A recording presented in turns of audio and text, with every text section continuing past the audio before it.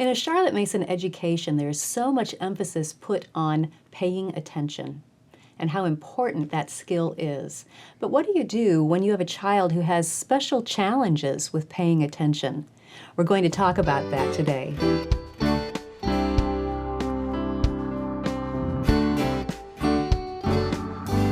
Welcome to the Simply Charlotte Mason podcast. I'm Sonia Schaefer. Today, joining me is my friend and co-worker, Katie Thacker. Katie, thanks so much for joining us to share your experience with helping a child who has challenges with paying attention. Can you share a little bit about your family and the situation you're in? Thank you so much for having me. I do have two daughters, and my youngest one has been diagnosed with ADHD, or attention deficit hyperactivity disorder. And that is not something that would have been around as a diagnosis in Charlotte's time, but it's something that we've learned a lot about. And the main thing for us is that her brain does not learn to pay attention the way that a typical child's would. And so we have found ways that the Charlotte Mason method has been a fantastic fit for her as we have gone through her education. Let's start with, what have you learned about ADHD? I hear that a lot. People talk about it. They say my kid might have it, or my kid does have it, or what is it? Okay. I mean, you've done a lot of research into Yes. this, so enlighten me here. So my older daughter was a very high energy little kid, and when she was about 6, 7 years old, she started to mature and calm down and was able to sit still for longer, the normal types of progressions that you would see. And then with Cora, when she got to be 6, 7, and we were thinking this very, very active child is going to start to calm down, she got more active. Oh my. And spent even less time paying attention. It just got to a point where it was really, really tough for her to control her impulses and things like that. And I was very hesitant to talk to anybody about that at first. And then there is a whole evening that God said, you have options to get her help. And I have been telling you that for a long time, but I guess I had to make it very obvious for you. And so we went and did an evaluation. There's a university near us that has a child study center, and they spent almost 2 whole days with her doing all of these different games and activities and things like that to help figure out what she might have going on.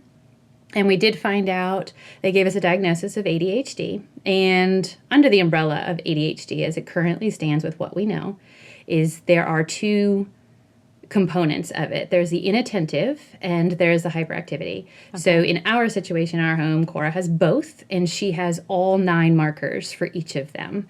She also was not diagnosed with any other what they call comorbidities. So she does not have anxiety. She does not have obsessive compulsive disorder, like any of those other things that can often travel along with ADHD. So she likes to joke that she is a pure example of what ADHD would look like. And to the top. I mean, yes, 9 yes, of both. Yes, she's all got 8 all teens. of them. Yeah. So as she's gotten older, she's 13 now, and she was diagnosed when she was 8. She has learned a lot of vocabulary to describe to people what it feels like for her. Oh, how valuable that she can express what's going on inside. Yes, it's been a huge help for us because I read about it and I read about it from other people, but for her experience specifically, it's been really nice to have some understanding of what that means. And what she'll say to us, one of the things that she'll say is that it feels like she has 2 brains, and that the brains do not like to leave each other alone.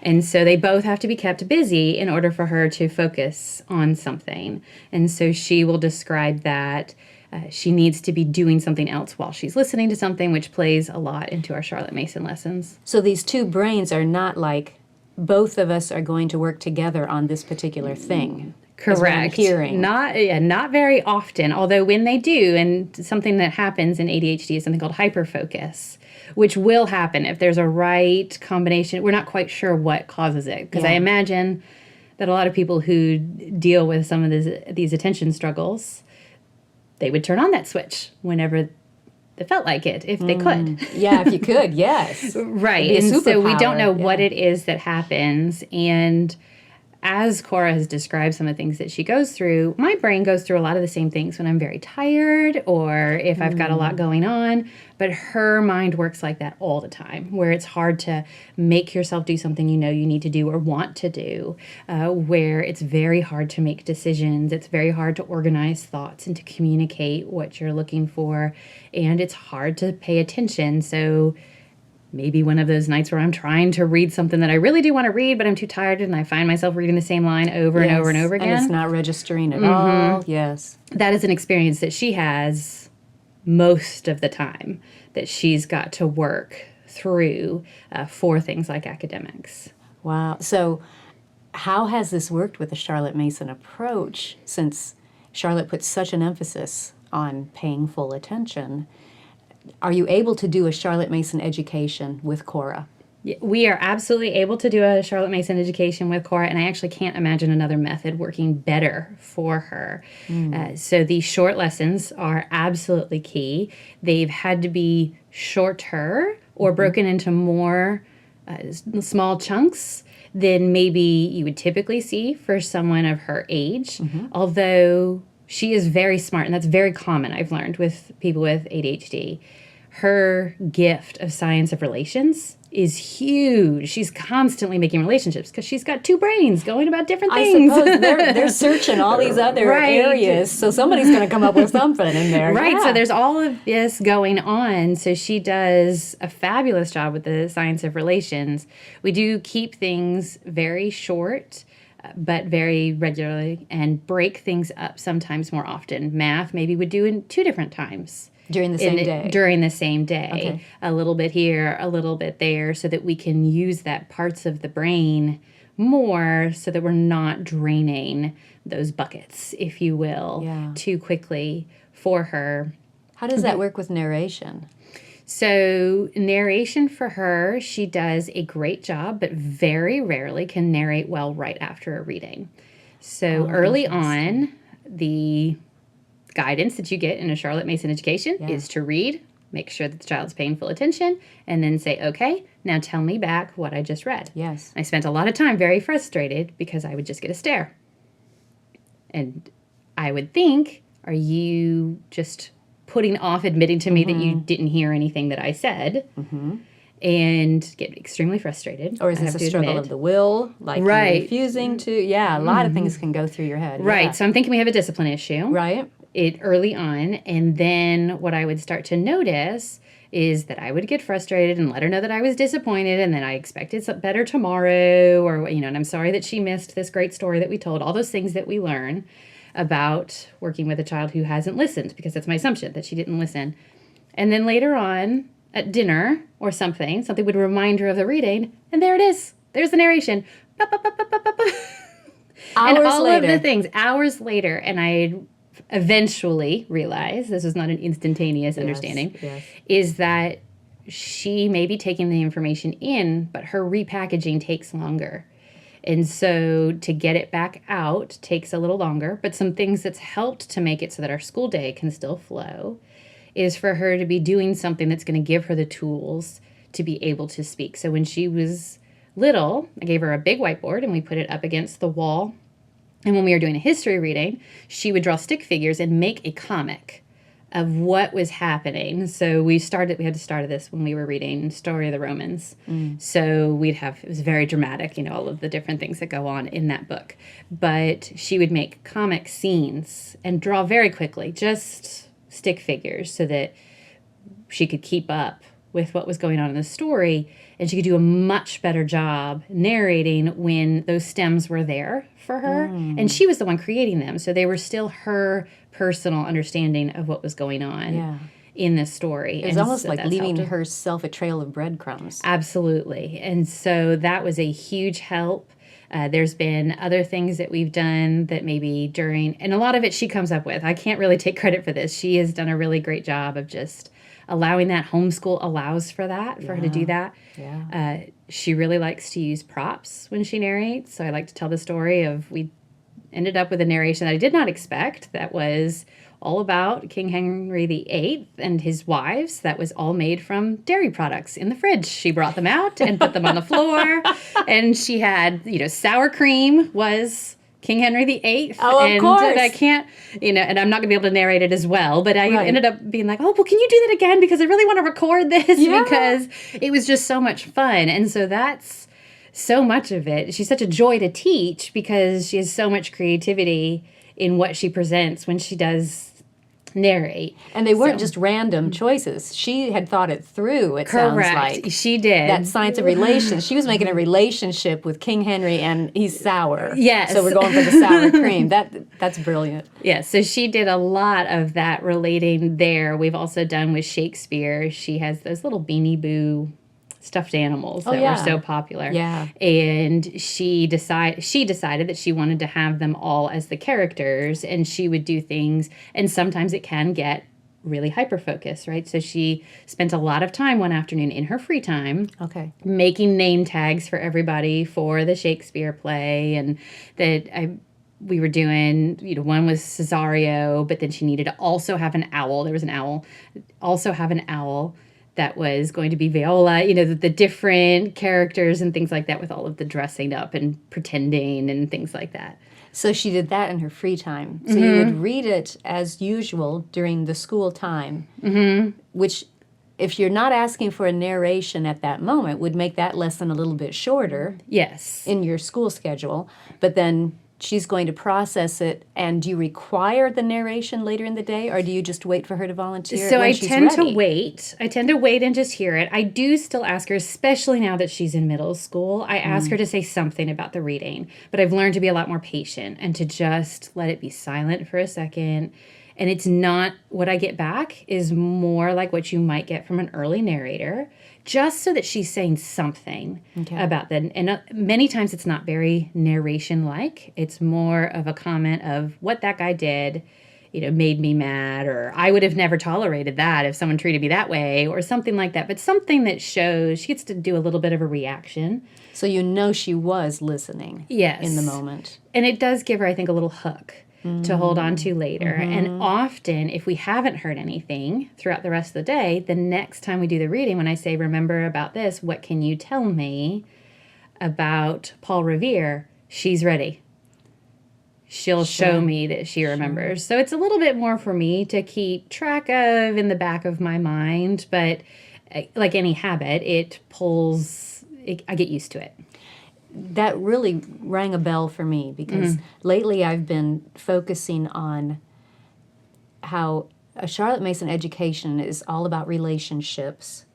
And relationships are based on shared experiences that involve emotions and imagination, as in you can replay the scene later that this experience looked like, and you replay that emotion that's connected to it. So much of Charlotte Mason is like that. That's why we use the living books. Right. And they're fantastic for ADHD because they can create those pictures, whether they're drawing on the board as they're hearing it, or they learn to put them in their minds. And that's the imagination part. But what you just said sparked the emotion part, because she will say, I did not like what this guy did, or I did not agree with what this guy did. So she's forming that emotional relation as well. Yes, we had a long time in my house, and every time we heard the word Napoleon, she had to make like a hissing noise. So yes, we do end up with some... The villain. Love it. So talk to me about habits then, because the habit of attention, are you working on that 365 days a year? You have to be. Okay. Yes, and I believe in it as much as we can, to be doing it with all children and ourselves as much as we can consistently, 365 days. So early on, when we started homeschooling, we did not have a diagnosis yet, and I also didn't believe that we would change anything, whether I knew that there was a diagnosis or not. And I read about the habit work, and I said, well, that's all we need. Is we just need the habit work. We just need to do this, and that'll fix all the problems. It'll fix the problems, and we're going to be in good shape, and that'll be all there is to it. And working on habits and trying them and be like, we're not moving on until we have mastered this thing. We're not going to move on. And I did learn early to break the habits down small, to do something like she really loves peanut butter and Nutella on tortillas. We're not going to do anything else until we work on putting that away after we have pulled that out and spread it all out over the counter. And I realized that all that does is discourage the child because the habits take so much longer to instill, but they're that much more worth it because she is going to have to live without me as her anchor at some point in her life. And so those habits are going to be so valuable. But habits don't catch on with someone with ADHD as quickly, at least in my experience and for many people that I've talked to who have kids with that experience or adults. Let me qualify. You said they don't catch on as quickly. You're saying it can be done. They can be done. They can be done. If there is a habit that you can put the clothes on the floor, there is a habit that the clothes can end up in the basket. And so it just takes a long time to redirect. It's kind of a gravelly road, right? We're not on rails. It doesn't feel as smooth. And so what we found is that we do focus for a while on a habit, but we've decided to stay with that 6 to 8 week mark. And if we only make a little bit of progress and kind of smush down a little bit of the gravel and make it a little bit more smooth, that's okay. We are still going to switch to something else. There's a little bit more encouragement that way. Yes. We're going to move on to something else, focus on that, use a different part of the habit brain. Yeah. And see where we can get with that. And sometimes we find when we take the focus off of something, because there's this emotional component, particularly with ADHD, when we take the focus off, sometimes that habit improves on its own. Yes. Because we're not drilling at it and causing a lot of guilt about something and it's not under pressure. You know, pressure is not good for making things grow. Right. Yeah. And we have found, I believe you've mentioned it in some workshops or podcasts where the steps of a habit development of doing something first and having the child stay with you while you do it, and then having the child help you, and then having the child do it and you help her, and then having her do it on her own with maybe you supervising, and then eventually that has worked very well, breaking those things down. There's a lot more that she can accomplish if she's got somebody who's like, okay, well, I'm going to hang out with you in the evenings while you do the 5-minute pickup of your room, but she's the one doing the action. And then eventually it gets to the point where I come down there to do the 5-minute pickup and she started. And then it's just big celebration, right? Yes. So, okay, go to that habit, 5-minute pickup. Tell me what that is. So because we still are not there on putting the clothes in the hamper, and she very much likes to do makeup. So the makeup ends up a little bit over the desk and things like that. This is her room. This is her bedroom. It can get really out of hand. And so we have found that we've done our best when at each evening we do a 5-minute, and it has to be, we time it, 5 minutes, whatever we can accomplish in 5 minutes. And there are days that some days she's able to make much more than 5 minutes of a mess. But most days we get the room in pretty good shape in 5 minutes, and it really helps. So when you are there with her, you know, when you started, I am here with you, what are you doing? Are you standing there? So Timing? Are you standing there smiling? Are you going, go girl, go? What are you doing? So when we you started, missed one over there, you know. So when we first started, it was teaching her how to look at a big mess and make decisions. So we always try to start in the same order of pick up the biggest things first. So her bathrobe tends to be on the floor and her towel tends to be on the floor. Those are very big items that can make you feel like you've made a lot of progress very quickly. Oh, good. So a lot of floor space opens up when you get those things up. So we've broken things into categories. So, okay, let's get the bath stuff up off the floor. Okay, now the clothes. Now let's do the makeup. And so when we started doing this, a lot of times I would team up with her. How about I get your jewelry straightened out while you pick up any trash that's been there.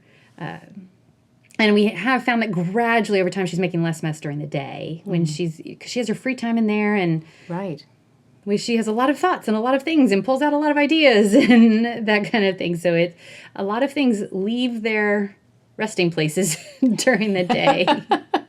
Yeah. And so they need to make it back. So helping her come up with an order of how to make decisions.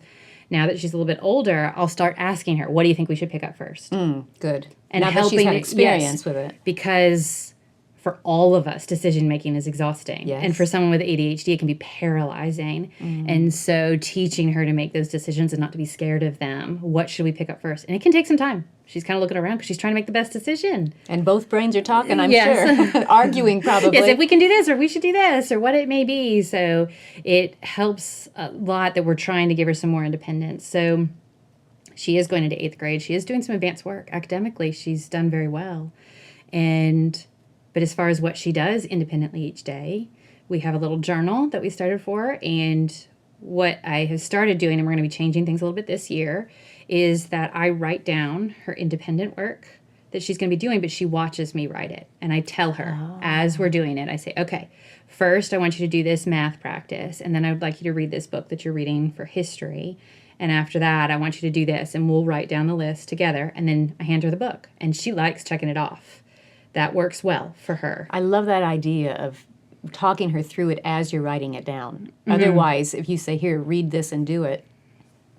It's overwhelming, right? There's a whole Yeah. list. Am I supposed to do it in order? Easy to ignore because it's quiet, you know. So this year, I'm going to be talking her through it, and I'm going to have her start doing the writing. She will write, okay. So, and it will be slower. Yeah. But that's going to be part of the transition that we're going to be working towards. And then at some point when she's ready, maybe it'll be sometime this year, maybe it will be next year or the year after, I'll have her start looking at things and start deciding what's going to go on that list. But already at the end of last year, she was telling me, put on there that I wanted to make a bracelet for my friend whose birthday, or put on there, I want to do this. And so she would start adding things to the list. That is so exciting. Yeah. That's growth. Oh, absolutely. We've seen a lot. Yeah. So when you work on the habit for 6 to 8 weeks, do you always hit your target? No. We do not always hit our target. The Nutella does not always get put away. And sometimes keeping the plates spinning can be hard. I do feel like, particularly for her, and I would think with many people with ADHD, habits can slip out of whack quickly. We need a lot of tune-ups. And so we come back and we visit again to try and help. Again, now that she's older, when we go on to take a new habit, I ask her first, just like we would talk to any other older student, what's bugging you? What is making your day not so smooth? What do you think we could help you work on? And she's now at the point where she's saying, it drives me crazy that I cannot find my clothes in the morning that I thought I had available, or whatever it may be. All right, let's walk through some steps that we can do. I haven't had her read Laying Down the Rails for Yourself yet, but that's the kind of principle I'm using from my own reading of it to help teach her about how, because she's going to have to work on her own habits. We all do, but she's going to have to really pay attention to where she's inadvertently making things harder for herself or harder for the people around her to help with that. So we can all have the smooth and easier days. We all want that. Right, yeah. It sounds like you are doing a great job of respecting her as a person and equipping her to be successful in life with the challenges that she has to deal with. And Charlotte's writings have really blessed me in that because of her encouragement to respect her as a person, and because of the habit work and what I've been able to learn. And of course, God's given me some nudges along the way of like, I told you to do it this way. Right, would you like to listen now? Yeah. So what encouragement would you give to our listeners who may be dealing with these challenges of ADHD? How would you encourage them? So I truly believe that the gifts of this personality type, of this brain type, far outweigh the challenges that we have. The creativity and the relations and some of the emotional intelligence that comes with it, because they notice so many things, are just so wonderful to have and such a gift for our family. And I'm so glad that I get to know her, and all of that extra work that sounds like work, but it becomes a habit for me too, is totally worth it. That's great. Thanks for sharing about your experience and all the practical ideas as well. I'm sure it will help many people. Thank you. If you enjoyed this podcast, be sure to subscribe through iTunes, Google Play, YouTube, Facebook, Instagram, or your favorite podcast app so you don't miss an episode. We talked earlier with someone else who shared with us her experience with Charlotte Mason and dyslexia. We'll leave a link to that in the show notes in case that's a challenge that you're facing, and I'm sure you received a lot of great encouragement from Katie's episode here today. Thanks for joining me. I'll see you next time.